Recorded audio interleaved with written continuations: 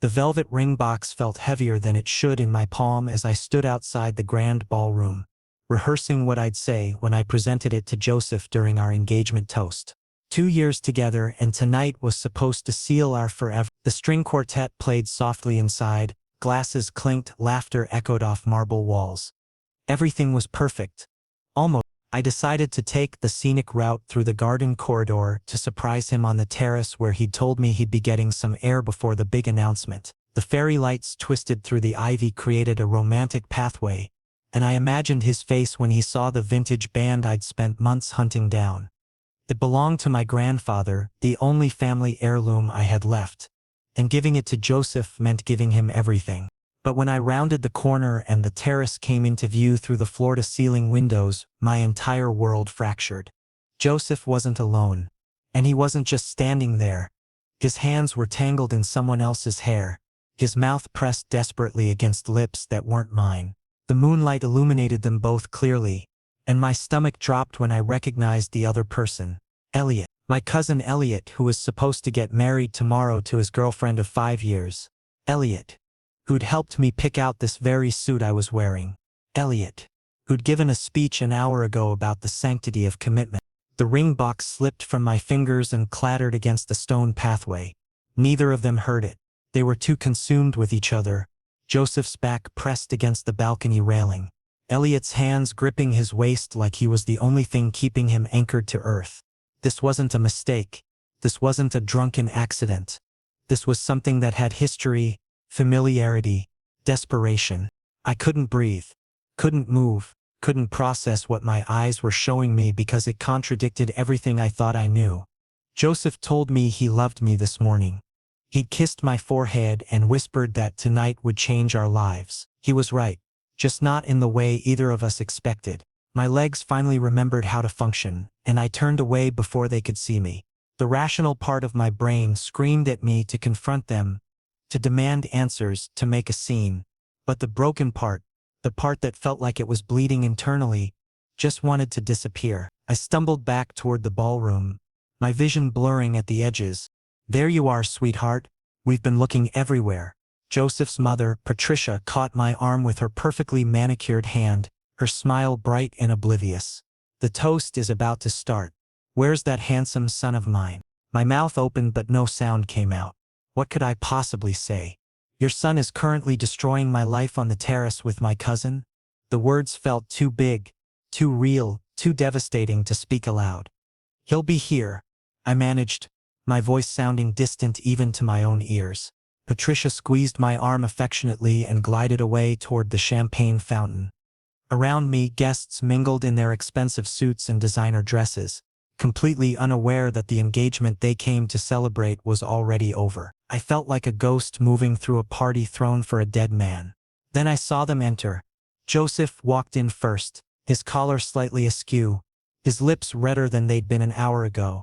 He was adjusting his cufflinks with hands that should have been steadier. Elliot followed seconds later from a different entrance. His expression carefully neutral, but I caught the way his eyes searched the room and landed on Joseph with unmistakable longing. How long? How long had this been happening? Were there others before Elliot? Every late-night work meeting, every business trip, every time he'd been too tired for intimacy suddenly took on a sinister new context. I felt sick. Liam. Joseph spotted me and his face lit up with a smile that now seemed like a weapon. He crossed the room in quick strides and reached for my hand. There you are. Ready for this? I yanked my hand away before his fingers could make contact. Several nearby guests noticed, their conversations faltering. I need to talk to you. Now. Privately. My voice came out harder than I intended, but I was past caring about appearances. Can it wait? Everyone's watching and Dad's about to give the welcome speech. I saw you, Joseph. The words dropped between us like stones into still water. His smile didn't just fade, it shattered. Color drained from his face and his eyes widened with an emotion I recognized immediately because I'd seen it countless times in my work as a counselor. Pure, undiluted guilt. He opened his mouth, closed it, opened it again. Before he could formulate whatever excuse or denial or plea he was constructing, the sharp ping of metal against crystal silenced the room. Everyone turned toward the small stage where the microphone stood. But it wasn't Joseph's mother standing there as planned. It was his father. Mr. Charles Reed commanded attention without trying. At 52, he had the kind of presence that made boardrooms go quiet and competitors nervous. His salt and pepper hair was immaculately styled. His charcoal suit fit like it was painted on, and his steel gray eyes missed absolutely nothing. Those eyes were currently fixed on his son with an intensity that made even me uncomfortable, and I wasn't the target. "Thank you all for joining us this evening," Charles began, his voice smooth and controlled, but I caught the edge underneath. "I know you're here to celebrate my son Joseph's engagement to Liam." Applause started, but Charles raised his hand and it died immediately. "However, I have an announcement that will surprise everyone, including the couple in question." His gaze shifted to me, and something in those gray depths made my pulse spike. "After careful consideration and recent developments that have come to my attention, Joseph and Liam's engagement is cancelled, effective immediately." The collective gasp that swept through the room sounded like a wave crashing. I felt it rather than heard it, the shock rippling outward from Charles's words. Beside me, Joseph made a strangled sound. "Dad, what are you—" Charles continued as if his son hadn't spoken. "But there will be a wedding. In this house. 1 week from today." My heart stopped. Actually stopped beating for what felt like an eternity. "I will be marrying Liam myself." The silence that followed was absolute. No one moved. No one breathed. Even the servers frozen with trays halfway to tables. I couldn't feel my legs. Couldn't feel my hands, couldn't feel anything except the weight of hundreds of eyes on me and the impossible reality of what had just been said. Charles's gaze held mine across the room, and in that moment, I saw something I couldn't quite name. It wasn't pity. It wasn't cruelty. It was something far more complex, layered with meaning I didn't have the capacity to decode while my world was imploding. Joseph grabbed my arm, his grip tight enough to hurt. "He's lost his mind. Dad, you can't I?" Charles descended from the stage with measured steps, pulling his phone from his inner pocket. He tapped the screen twice and held it up. "Security footage from the terrace. Time-stamped 20 minutes ago. Would you like me to play it for our guests, or would you prefer to exit quietly?" I watched the blood drain from Joseph's face as understanding crashed over him like a tidal wave. His hand fell away from my arm, and for the first time since I'd known him, he looked genuinely terrified. Not embarrassed. Not caught. Terrified. "You wouldn't," Joseph whispered, but there was no conviction in his voice. "Test me." Charles's tone could have frozen hell itself. "I've built my reputation on following through with exactly what I say I'll do." The tension stretched so tight, I thought it might snap and take all of us with it. Then Elliot, who'd been trying to blend into the wallpaper near the bar, made the catastrophic decision to move toward the exit. "Stay exactly where you are, Elliot." Charles didn't even look at him, but my cousin froze mid-step like he'd hit an invisible wall. "You're not dismissed." Patricia rushed forward, her earlier joy replaced with barely concealed panic. "Charles, perhaps we should discuss this privately. Our guests came to witness a commitment." Charles's expression didn't soften even for his ex-wife. "They'll witness one. Just not the one they expected. Liam, please come with me." It wasn't really a request despite the word please. It was a command wrapped in politeness, and my body responded before my brain could engage. I walked toward him on autopilot, aware of every whisper that erupted in my wake, every phone being raised to capture this disaster, every shocked face turning to follow my movements. Charles placed a hand on my lower back, professional but unmistakably possessive, and guided me through a side door into a hallway that muffled the chaos behind us. We walked in silence past family portraits and expensive art until he opened a heavy oak door and ushered me into what appeared to be a private study. Floor-to-ceiling bookshelves lined 3 walls. A massive desk dominated one corner, its surface organized with military precision. The 4th wall was entirely glass, overlooking the garden where fairy lights still twinkled like nothing had changed, like my entire existence hadn't just been rewritten without my permission. Charles closed the door and leaned against it, and for the first time since his announcement he looked human. Tired. The mask of control slipped just enough for me to see the man underneath the armor. "Before you say anything," he started, his voice losing some of its earlier steel. "I know what I just did was insane. Insane doesn't begin to cover it. I found my voice finally, and it came out sharper than I intended. You just told a room full of people that you're marrying your son's ex-fiancé. Do you understand how that sounds? I understand exactly how it sounds. He moved to a cabinet and poured 2 glasses of something amber. He held one out to me, and I took it because my hands needed something to do besides shake. I also understand that my son just humiliated you in front of everyone who matters in this city. So your solution is to humiliate him back? Using me as your weapon? The whiskey burned going down, but it helped clear the fog in my head. No. Charles set his glass down and faced me fully. My solution is to offer you an alternative to becoming the person everyone pities. The jilted lover who wasn't enough. The one who got cheated on at his own engagement party. You think those people out there will ever let you forget this? You think you'll be able to walk into any room in this social circle without being defined by what Joseph did? His words hit harder than I wanted to admit because he was right. I'd seen it happen to others, watched reputations crumble and identities dissolve into cautionary tales. The thought of becoming that person made my skin crawl. And marrying you changes that. How? Because you become the person who upgraded. Charles pulled an envelope from his desk drawer and handed it to me. This is a contract. I'm not asking you to fall in love with me or play house.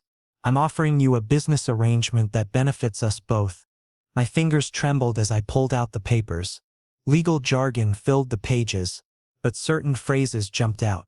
Financial security, separate residences within shared property, public appearances as needed, termination clause after 1 year with full settlement. You planned this. I looked up at him, trying to read his expression. You had this contract ready. I've been watching my son self-destruct for months. Charles's jaw tightened. I knew something like this would happen eventually. I didn't know when or how, but I knew Joseph wasn't capable of the commitment he promised you. So yes, I prepared for contingencies. Why me? Why not just let your son face the consequences alone? He was quiet for a long moment, studying me with those piercing gray eyes that seemed to see through every defense I'd ever built. Because you quit your job for him, you moved from Seattle to be with him here. You cut ties with friends who warned you he wasn't ready for this level of commitment. You invested everything into a future with someone who didn't deserve that investment. He stepped closer and I could smell his cologne. Something expensive and understated. Because I've watched you at family dinners being kind to staff, asking genuine questions about people's lives, making my pretentious relatives actually laugh. Because when my mother was sick last year, you were the only one who visited her in the hospital besides me.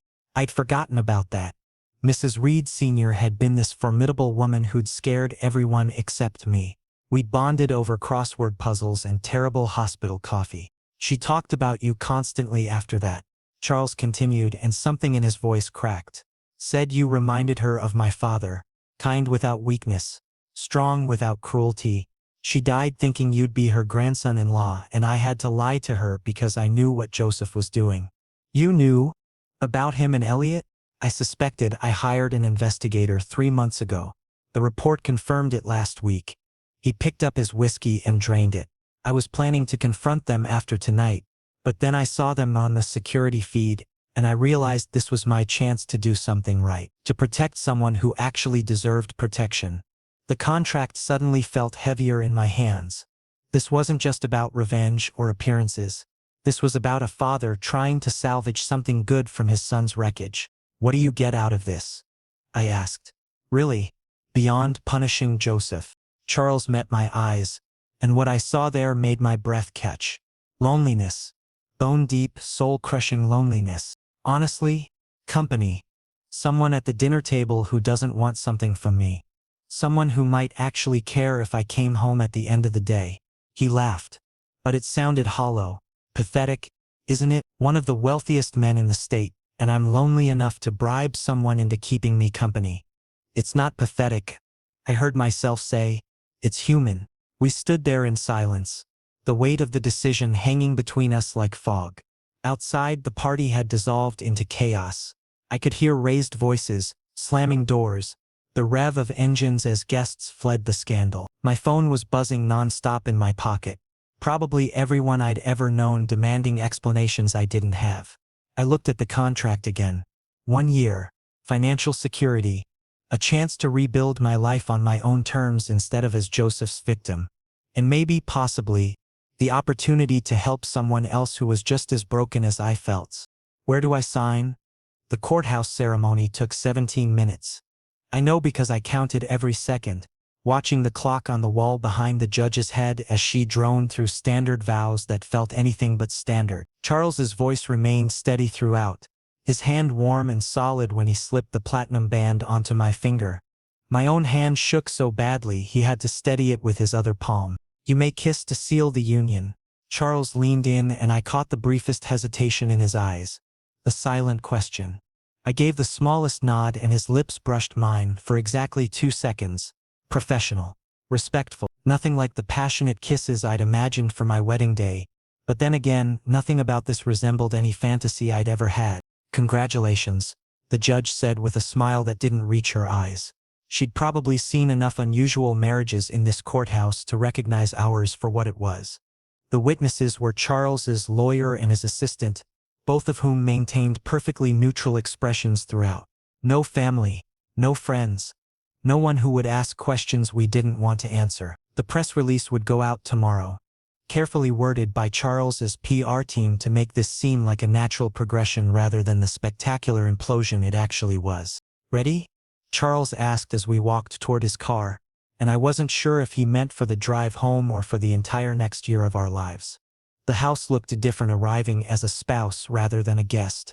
I'd been here dozens of times for family dinners and holiday parties, always as Joseph's plus one, always temporary. Now the security guard waved us through with a respectful nod, and the gates closed behind us with a finality that made my chest tight.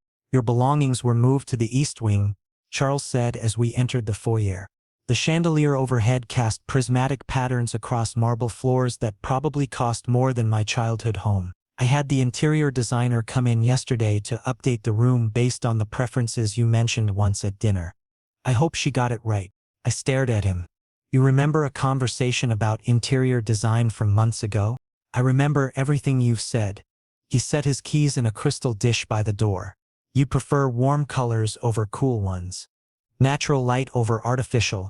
You hate minimalism because you think it feels sterile. You collect vinyl records even though streaming is easier. You take your coffee black in the morning but with cream in the afternoon. Should I continue? It was simultaneously flattering and unsettling to be so thoroughly observed. You're telling me you've been paying attention this whole time? Someone had to. The bitterness in his voice was subtle but unmistakable. My son certainly wasn't. He led me upstairs, down a hallway I'd never explored before. The east wing was quieter than the main house, more private. He opened double doors to reveal a space that stole my breath. The walls were painted a deep sage green, and wide windows overlooked the garden. A king-sized bed with a wrought iron headboard dominated one wall, covered in layers of cream and rust-colored bedding that looked incredibly soft. Bookshelves lined another wall, already filled with volumes that made my heart skip. First editions of my favorite authors. The complete works of poets I'd mentioned loving. A vintage record player sat in the corner with a collection of jazz and blues albums. The West Wing is mine, Charles said from the doorway. There's a bathroom through that door, fully stocked with everything you should need. If anything's missing, just let Marcus know. He's the house manager. This is too much. I turned to face him, overwhelmed by the care evident in every detail. You didn't have to do all this. Yes, I did. His expression was unreadable. This may be a contract marriage, but you're still my spouse and you'll be treated as such. That means respect, consideration, and ensuring your comfort. I won't have you feeling like a prisoner in your own home. Our own home. The words felt foreign but not entirely unwelcome. I should let you settle in, he continued, already turning away. Dinner is at 7 if you're hungry. No pressure to join if you'd prefer space tonight. Charles? He paused at the threshold. Thank you. For the room. For everything. He nodded once and disappeared down the hall, his footsteps fading until I was alone with my thoughts and 1,000 questions I didn't know how to answer. The first week passed in a strange blur of adjustment. Charles left for his office downtown at 6 every morning and returned around 8 each evening. We'd have dinner together in the formal dining room, making careful small talk about safe topics. the weather, current events, the quality of the chef's cooking.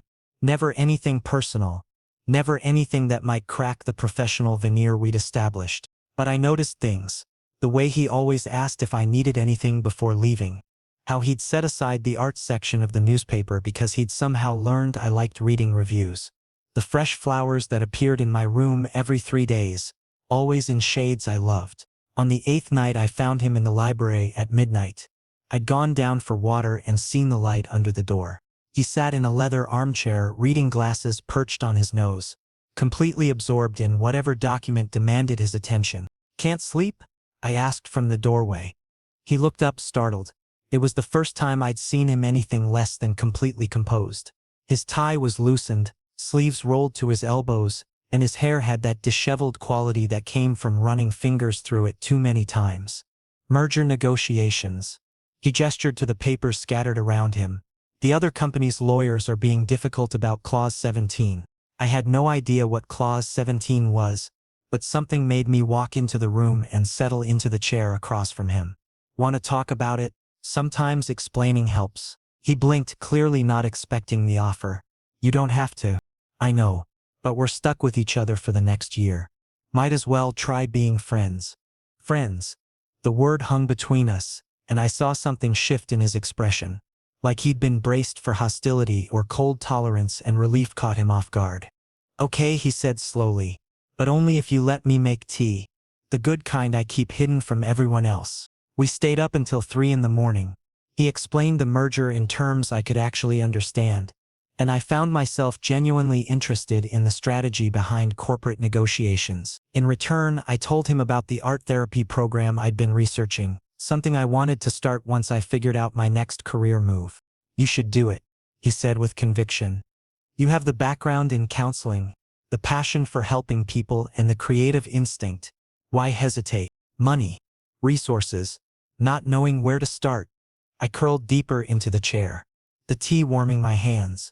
"It feels like a pipe dream. Dreams stop being dreams when you have the means to make them real." He pulled out his phone and typed something. "My assistant will call you tomorrow. I know several people who fund therapeutic arts programs. Let me make some introductions." "You don't have to do that." "I want to."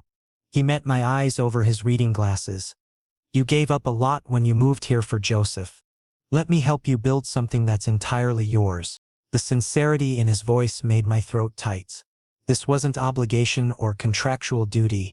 This was genuine support from someone who barely knew me but was choosing to see my potential anyway. "Can I ask you something personal?" The words came out before I could stop them. "You can ask." I reserve the right not to answer. "Why are you really doing this? Not just the marriage, but all of it. The room, the books, helping with my career. What are you getting out of this besides punishing your son?" Charles was quiet for so long I thought he wouldn't answer. Then he removed his glasses and rubbed his eyes, suddenly looking every one of his 52 years. "When my father died, he left me everything. The company, the houses, the investments." But his last words to me were about regret. He said he'd spent his whole life building an empire but forgot to build relationships that mattered. He died surrounded by A's and business partners, but no one who actually loved him. Charles's voice dropped. I looked around that hospital room and realized I was exactly the same. Successful beyond measure and completely alone. Then I watched my son make the same mistakes, and I thought maybe I could break the cycle. Maybe I could show someone genuine care before I ended up just like my father. The vulnerability in his admission cracked something open in my chest. Here was this powerful man admitting to the loneliness I'd sensed but couldn't name. "You're not your father," I said quietly, "and you're not alone anymore." His eyes found mine, and in that moment, the distance between us felt less like a canyon and more like something we could bridge if we both just reached far enough. 2 months had transformed everything about my existence. The mornings now began with Charles's hand brushing against mine as we passed each other coffee mugs in the kitchen. The afternoons I spent designing curriculum for the art therapy center that was slowly becoming reality. The evenings belonged to us both, sharing meals where conversation flowed easier than wine, discussing everything from his latest acquisition deal to my theories about color psychology and healing trauma. I was sketching floor plans for the therapy center in the sunroom when Marcus appeared in the doorway, his usual composed expression slightly strained. "Mr. Liam, there's someone at the gate requesting entry. Mr. Joseph Reed. He insists it's urgent that he speak with you." The pencil stilled in my hand. 2 months of carefully constructed peace, of learning how to breathe without the weight of betrayal crushing my lungs. And now this. Joseph. The name alone carried ghosts I'd worked hard to bury. "Does Charles know?" I asked, buying myself seconds to decide. "Mr. Reed is in video conference with Tokyo.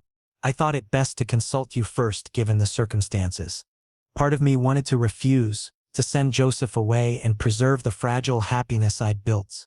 But another part, the part that still had unanswered questions festering like wounds that never quite healed, needed closure. "Let him in. I'll meet him in the front garden, not inside the house." Marcus nodded with understanding. Some battles needed neutral ground. Joseph looked thinner when he emerged from his car, dark circles shadowing eyes that once sparkled with easy charm. His hair needed cutting, his usually pristine appearance slightly disheveled. He was wearing the blue sweater I'd given him last Christmas, and that detail felt like a calculated move. "You came," he said, stopping several feet away as if afraid I might bolt. "You have 10 minutes. Start talking." He flinched at my tone. "Good. He should feel uncomfortable. I've been trying to reach you for weeks. You blocked my number, changed your email. You're surprised? After what you did, you expected me to keep communication lines open?" "No, I just..." He ran fingers through his hair, a nervous habit I recognized too well. "I wanted to apologize properly. What happened at the engagement with Elliot, it was unforgivable." "Then why are you here asking for forgiveness?" I crossed my arms, maintaining distance. "You made your choice that night. You picked your moment of passion over 2 years of building something together. It wasn't just passion." His voice cracked. "Elliot and I have history. From college. Before I met you. It never fully ended, and that's on me for not being honest. With him, with you, with myself." The admission should have hurt more than it did. Instead, I felt oddly detached, like he was confessing sins committed by a stranger against someone I used to be. "So you were cheating the entire time?" "Not physically, but emotionally." "Yes." I kept going back to him in my head, comparing everything, wondering what if. "You deserved so much better than half my heart." I deserved honesty. The words came out steady, surprising me. "If you were confused about your feelings, you should have told me. Instead, you let me plan a future while you sabotaged it from the inside." Joseph stepped closer, desperation creeping into his expression. "When I heard you married my father, I thought I'd lost my mind. Liam, he's using you. This is about punishing me, controlling me like he always has. You're caught in a game between us. Your father has shown me more genuine care in 2 months than you managed in 2 years." The truth of it rang clear as I spoke. He listens when I talk, remembers details about things I care about, supports my dreams instead of making me feel small for having them. Because he wants something from you. Joseph's voice rose. "He's a businessman. Everything is a transaction. Whatever he's offering, it comes with strings attached. Maybe." I met his eyes directly. "But at least he's honest about his intentions. He offered me a contract with clear terms. You offered me forever while already planning the betrayal. That's not fair. Nothing about this is fair. Joseph, fair would have been you being brave enough to end things before destroying me publicly. Fair would have been choosing to work on yourself before dragging someone else into your mess." He reached for my arm, but I stepped back. The rejection registered on his face like a physical blow. "Please, just consider that my father might not have your best interests at heart. Whatever he's told you, whatever he's promised, that's enough." Charles's voice cut through the garden like a blade through silk. He stood on the terrace, still in his dress shirt and slacks from the business call. But his presence commanded immediate attention. "Joseph, you've said your piece. Time to leave. Of course you show up to play the hero." Joseph's tone turned bitter. "This is what you wanted, isn't it? To take everything that was mine and prove you're superior." Charles descended the steps with measured grace, each movement deliberate. "You lost Liam the moment you chose dishonesty over respect. I didn't take anything. You threw it away. He's my age. This whole situation is twisted and you know it. Joseph gestured wildly between us. You're my father. There are boundaries, lines you don't cross, and you've obliterated all of them. Boundaries? Charles's laugh held no humor. You want to lecture me about boundaries after what you did? After I watched you receive endless chances you squandered? After I had to console your mother through tears because her son broke another good person's heart? Mom knows? Joseph paled. Everyone knows. The footage made quite the rounds on social media before my team contained it. Your betrayal went viral, and Liam bore the brunt of that humiliation. So forgive me if I don't feel guilty about offering him shelter from the storm you created. I watched this exchange feeling strangely removed from it, as if observing a play rather than living through it. Two men arguing about me like I was territory to be won rather than a person capable of making my own choices. Stop. Both of them turned to look at me. Joseph, what happened between us is over. Not because your father forced it, not because I'm trying to hurt you back, but because I've realized something these past 2 months. I've learned what it feels like to be chosen consistently, to wake up knowing someone values my presence instead of tolerating it. This marriage might have started as a contract, but it's become something real, at least for me. The confession hung in the air more for Charles than Joseph, and I watched understanding dawn in those gray eyes. You're making a mistake, Joseph said quietly, but defeat colored his tone. Maybe, but it's mine to make. I turned away, walking toward Charles. Please leave, Joseph. There's nothing left here for you.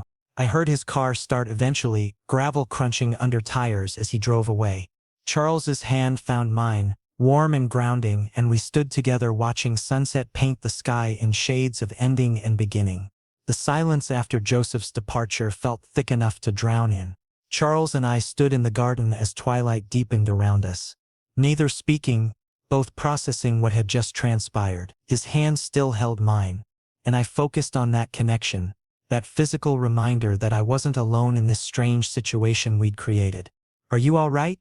His voice broke the quiet, gentle in a way that made my chest ache. I think so. I turned to face him fully. I kept expecting to feel something when I saw him. Anger, hurt, maybe even residual affection. But there was just nothing. Like looking at I used to know in another lifetime. Charles's thumb traced circles on the back of my hand, an absent gesture that somehow felt intimate. Absence of feeling can be more unsettling than pain. At least pain confirms we cared. Did you hear what I told him? About this becoming real? The question emerged smaller than I intended. His expression shifted, vulnerability flickering across features usually so controlled. I heard. Was that just for his benefit, or did you mean it? I wouldn't have said it if I didn't mean it. My heart hammered against my ribs.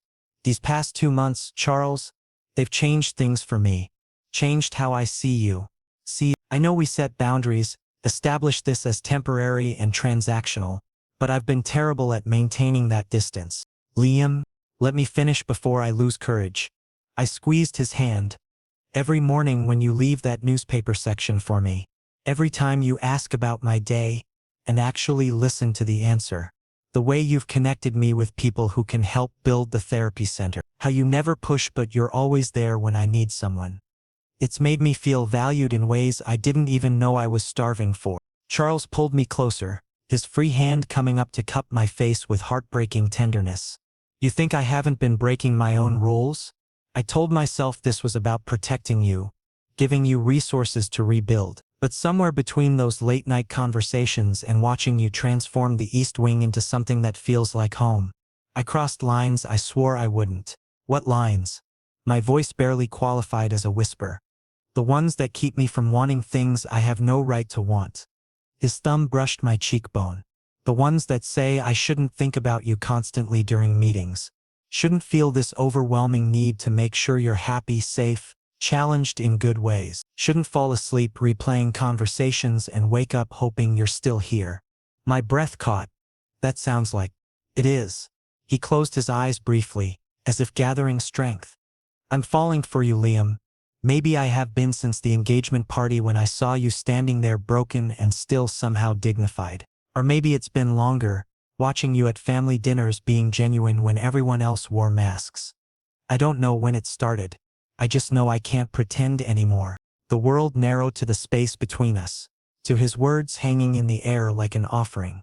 Every rational thought screamed about complications and power dynamics and contracts, but louder than logic was the truth beating in my chest, demanding to be spoken. I think I'm falling for you too. The admission felt like jumping off a cliff, terrifying and exhilarating, which seems impossible given how this started, given the circumstances. But somewhere between the contract and Anne, you've become the person I look for when something good happens, the one I want to tell about the small victories and stupid observations. You make me feel seen in ways I didn't realize I'd been invisible. Charles's eyes searched mine, looking for doubt or hesitation. Whatever he found must have satisfied him because he leaned in slowly, giving me every opportunity to pull away. I didn't. Our lips met with a tenderness that contradicted the intensity building between us. This wasn't the brief courthouse kiss or polite affection for appearances. This was real, deliberate, full of promise and possibility. When we finally separated, both slightly breathless, he rested his forehead against mine. I have no idea how to do this. How to transition from contractual arrangement to whatever this is becoming. Neither do I. I smiled against his lips. But maybe we figure it out together? Together. He repeated the word like a vow. I like the sound of that. We moved inside as night fully claimed the sky. But instead of retreating to separate wings as had been our pattern, Charles led me to his study. He poured 2 glasses of wine and we settled on the leather couch that had witnessed many of our late-night conversations. Tell me something true, he said, shifting to face me. Something you've been holding back. I considered what truth to offer, which piece of myself to expose. Sometimes I'm terrified this is all temporary, that I'll wake up and realize I've invented feelings to cope with the situation, that you'll decide I'm not worth the complication I bring into your organized life. You want a truth back?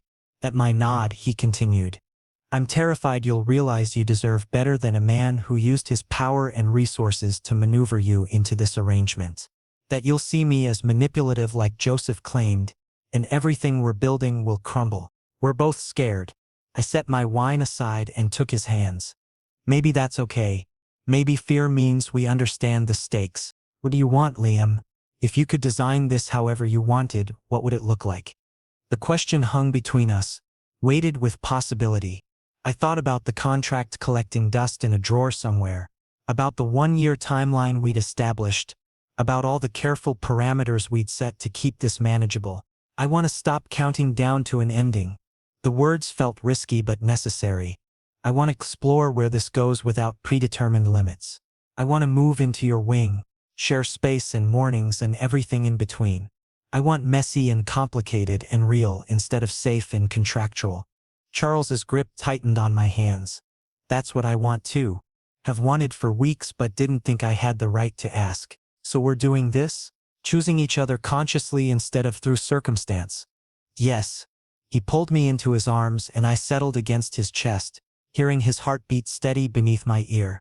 We're doing this. We stayed like that for a long time, wrapped in each other and the enormity of what we'd decided. Outside, the world continued spinning with all its complications and judgments. Inside, we created something fragile and precious that belonged only to us. 5 months into our marriage, the Art Therapy Center finally opened its doors. The converted warehouse space gleamed with fresh paint and purpose, each room designed to facilitate healing through creative expression. Charles stood beside me at the ribbon-cutting ceremony, his hand resting on my lower back in that possessive yet protective way I'd grown to cherish. You built something extraordinary, he murmured as community members and potential clients toured the facilities. I'm incredibly proud of you. The words settled warm in my chest. The center represented more than professional achievement. It symbolized reclaiming agency over my life, transforming pain into purpose, choosing to create rather than crumble. But the universe apparently had other plans for maintaining my newfound peace. I was locking up the center 3 days after opening when a familiar car pulled into the parking lot. Joseph emerged looking better than he had during his last ambush, but there was still something haunted in his expression that made me wary.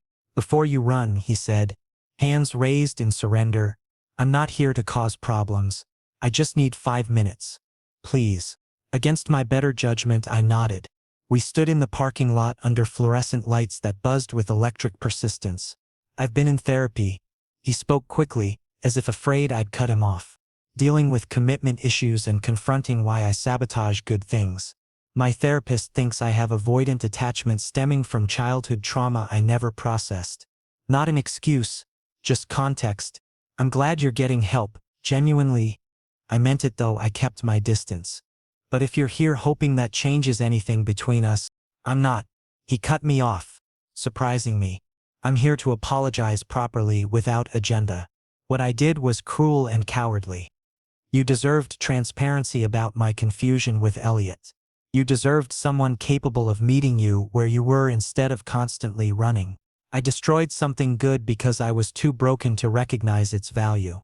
The apology felt genuine, lacking the manipulation that had colored our last encounter.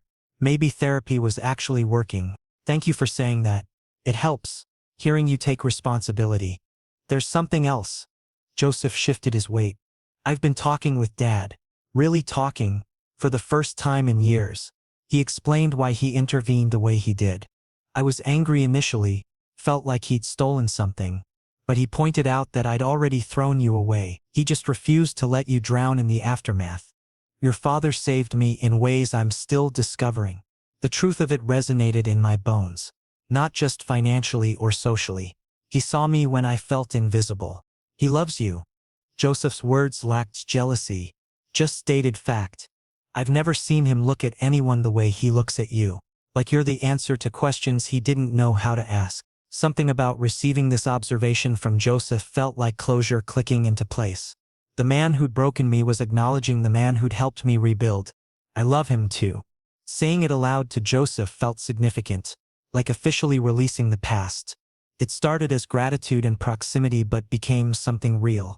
Something I want to protect and nurture. "Then I'm happy for you both." Joseph smiled, and it almost reached his eyes. "Elliot and I are trying to work things out properly this time. No secrets. No sneaking around. Actually dealing with our issues before attempting a relationship. Good luck with that." Seriously. We parted without animosity, and I drove home feeling lighter. The conversation had provided something I hadn't realized I needed. Joseph's blessing to move forward without guilt. Charles was waiting when I arrived. Anxiety evident in the way he paced the foyer. Marcus said Joseph was at the center. "Are you okay? Did he upset you? Come here." I pulled him into an embrace, feeling his tension gradually ease. "I'm fine. Better than fine, actually." He apologized. "We had closure. It's really over now." "Just like that?"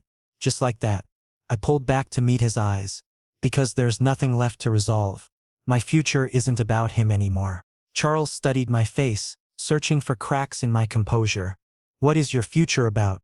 The question felt weighted with more than casual curiosity. I'd been thinking about this for weeks, waiting for the right moment. Apparently, the universe was providing it. "I want to talk about the contract." His expression immediately shuddered, bracing for rejection. "Wait, let me explain. I want to nullify it. Completely." "You want a divorce?" The words emerged flat, emotionless, but I saw the hurt flash across his features before he could mask it. "No. God, no." I grabbed his hands, needing the connection. "I want the opposite. I want to destroy that contract and build something without expiration dates or termination clauses. I want to marry you again, properly this time. Not because of circumstance or protection, but because I choose you, because you've chosen me. Because what we have deserves a foundation built on love instead of legal obligations." The transformation in his expression was breathtaking. Walls crumbled, revealing raw emotion he usually kept carefully contained. "You're certain? Because once we cross this line, there's no pretending it's temporary. No safety net of predetermined endings." I've never been more certain of anything. I brought his hands to my lips, kissing his knuckles. "You've become my home, Charles. Not this house or the security you provide. You, the person who knows how I take my coffee at different times of day, who leaves thoughtful notes when you travel, who believes in my dreams even when I doubt them, who makes me want to be brave enough for real vulnerability." Tears gathered in his eyes, and I watched him struggle with emotions he'd probably spent decades learning to suppress. I never imagined feeling this way again. Thought I'd missed my chance at genuine connection. Then you walked into my life through the worst circumstances and somehow became the best thing that's ever happened to me. So is that a yes? Will you marry me again for real this time? He laughed through tears, pulling me close enough that I could feel his heartbeat matching mine. Yes. Absolutely yes. We'll tear up that contract and write new vows based on choice rather than circumstance. Based on knowing exactly who we are together and wanting more of it. We stood in the foyer holding each other as evening light faded through windows, making promises that had nothing to do with lawyers or arrangements. This was about two people who'd found each other in wreckage and decided to build something beautiful from the debris. I love you. He whispered it against my hair like a secret, like something precious he'd been hoarding. Not despite how this started, but because of who you've been throughout. Patient with my walls. Genuine when others perform. Brave enough to trust again after being shattered. I love you too. The words felt simultaneously enormous and simple. My past with Joseph brought me here. But you're my present and future. You're what I choose when all the noise falls away. We renewed our vows 1 month later in the garden where we'd first confronted Joseph together. Small ceremony, only people who genuinely mattered. No contracts, no contingencies, just promises made freely between two people who'd learned that sometimes the most unexpected beginnings lead to the most extraordinary middles.